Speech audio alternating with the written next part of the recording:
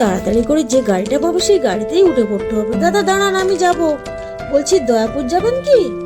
ঠিক আছে, আমাকে নিয়ে চলুন। ও বাবা, এখানে তো খেয়াঘাটে লোক ভর্তি। এত লোকের মধ্যে আমি কি উঠতে পারবো? যেভাবে হোক দুটো নদী পার হয়ে আমাকে কলকাতায় যেতে হবে। ও কলকাতায় যাচ্ছে, একটু চুলের স্টাইলটা দিয়ে নেই। আর হ্যাঁ, বেশি বেশি করে খাবার বার করে খায়, তাহলে সবাই ভাববে আমি বড় লোক। আরে ছেলেটা মনে হয় খুব ভদ্র বাড়ির ছেলে। আমাকে কি সুন্দর প্রণাম করছে। আরে বাবা, প্রণাম কেন করছো? আমি তোমাকে আশীর্বাদ করছি, তুমি অনেকদিন বেঁচে থাকো। আরে প্রণাম কোথায় করছে? আমি তো আমার খাবার বের করে খাচ্ছি। হাট সালা, যা হয়ে গেছে সেটা ওর মুখ ফুটে বলতে ছেলেটা বকবক আছে করে